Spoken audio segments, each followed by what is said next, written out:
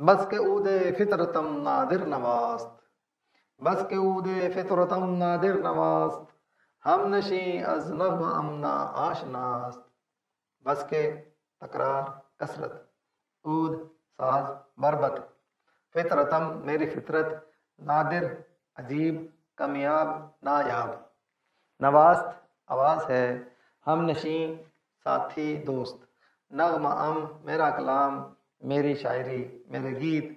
نا آشناست وہ نابلد ہے وہ ناواقف ہے۔ میری فطرت کا بربط بکثرت نایاب نغمے بکھیرتا ہے، میرے نغموں سے میرے ساتھی ناواقف ہیں۔ اس شعر میں اقبال نے اپنے ساتھیوں کی کم فہمی کی طرف اشارہ کیا ہے کہ میں نے جو کام کیا ہے میرے قریبی ساتھی بھی اس کام سے کما حق واقف نہیں ہے۔ کہتے ہیں کہ میری فطرت کے ساز نے عجیب و غریب حقائق کے نغموں کو بکثرت عام کر دیا ہے، لیکن یہ گیت فی الحال میرے ساتھیوں کی سمجھ سے بالاتر ہیں۔ یہ اسی قسم کی بات ہے جو مولانا رومی کے شعر میں ان الفاظ میں آئی ہے، زی ہمراہانی سست عناصر دلم گرفت، کہ میں اپنے ساتھیوں کی سست روی اور غفلت سے دل گرفتہ ہوں کہ کیوں ان میں جذب عمل بیدار نہیں ہو رہا ہے، یہ خود کو کیوں ناکارہ سمجھ کر بیکار ہو کر بیٹھ گئے ہیں، یہ انسانیت کی فلاح و بہبود کے جذبے سے کیوں عاری ہو گئے ہیں، اور کب یہ فطرت کے رباب کے گیتوں کے ساتھ ہم آہنگ ہو کر میرے مشن میں شامل ہوں گے، کب یہ میرے مقصد کو اپنا مقصد بنائیں گے، کب ان کی سستی کا دور ختم ہوگا۔ در جہاں خورشید نو زائید ام، در جہاں خورشید نو زائید ام، رسم و آئین فلک نادید ام، در جہاں دنیا میں خورشید آفتاب نو زائید ام میں نیا پیدا ہوا ہوں، رسم و آئین دستور اور رواج، فلک آسمان، نادیدہ ام میں نے نہیں دیکھے، میں دنیا کے افق پر طلوع ہونے والا ایک نیا سورج ہوں، میں آسمان کے دستور اور قانون کو نہیں جانتا۔ چونکہ یہ علامہ صاحب کی پہلی فارسی کتاب کی پہلی مثنوی ہے، اس کے آغاز میں ہی علامہ صاحب نے بتا دیا کہ میں وہ آفتاب ہوں جو ایک نئی روشنی کے ساتھ طلوع ہوا ہے، اس لیے میں نے جو بھی فارسی زبان میں کلام کہا ہے اس میں تکنیکی اعتبار سے بہت ساری اغلاط کا امکان ہو سکتا ہے۔ چونکہ فارسی شاعری کے افق پر میرا سورج نیا نیا طلوع ہو رہا ہے، اس لیے میں فارسی سخن و ادب کے آسمان اور فضا سے ناواقف ہوں۔ اسی مضمون پر آگے چل کر کچھ مزید اشعار بھی آئیں گے۔ اس مثنوی کے تناظر میں اس شعر کا مطلب یہ بھی ہے کہ جو مضمون میں نے چھیڑا ہے یہ خاص میری ایجاد ہے، چونکہ میں انقلاب کی فضاؤں میں طلوع ہونے والا نیا نیا آفتاب ہوں، اس لیے میں پرانے رسم و رواج کو نہیں مانتا، میں اس انقلاب کو کامیاب بنانے کے راستے اور اصول خود ایجاد کروں گا، اور آنے والے لوگ انہی اصولوں پر عمل پیرا ہو کر میرے خوابوں کو شرمندہ تعبیر کریں گے۔ رم ندیدہ انجم از تابم ہنوز، رم ندیدہ انجم از تابم ہنوز، ہست نا آشفتہ سیما بم ہنوز، ہست نا آشفتہ سیما بم ہنوز۔ رم لپک جست چھلانگ، ندیدہ اس نے نہیں دیکھا اندیکھا، انجم ستارے، تابم میری روشنی،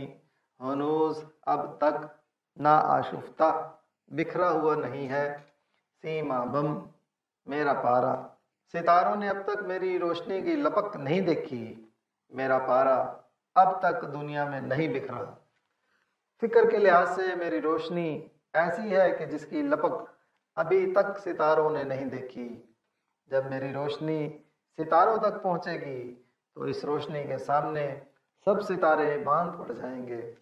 اس کے بعد اس دنیا کے آسمان میں صرف اور صرف میرے فکر کا ستارہ چمکے گا، اور دنیا بھر کے فلسفیوں اور سائنسدانوں کے نظریات دھندلا جائیں گے، اور ابھی تلک نئی دنیا میں میرے فکر کا پارا ابھی بکھرنا شروع نہیں ہوا ہے، میرے تصورات کا پارا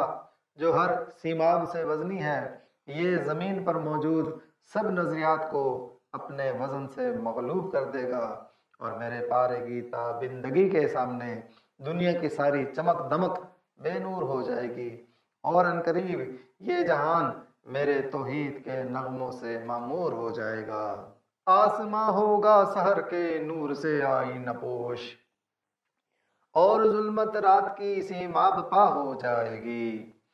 پھر دلوں کو یاد آ جائے گا پیغام سجود، پھر جبیں خاک حرم سے آشنا ہو جائے گی۔ آنکھ جو کچھ دیکھتی ہے لب پہ آ سکتا نہیں، میں بے حیرت ہوں کہ دنیا کیا سے کیا ہو جائے گی۔ شب گریزاں ہوگی آخر جلوہ خورشید سے، یہ چمن معمور ہوگا نغمہ توحید سے۔ بحر از رقص ضیایم بے نصیب، کوہ از رنگ حنایم بے نصیب۔ رقص جنبش، ضیایم میری روشنی، بے نصیب محروم، کوہ پہاڑ، حنایم میری مہندی۔ سمندر میرے نور کی بارش سے محروم ہیں، پہاڑ میری مہندی کے رنگ سے بے بہرا ہیں۔ آج کا سمندر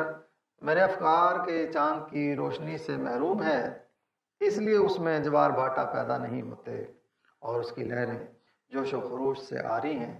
اور یہ پہاڑ ابھی تک میرے نظریات کی دھوپ نہ پہنچنے کی وجہ سے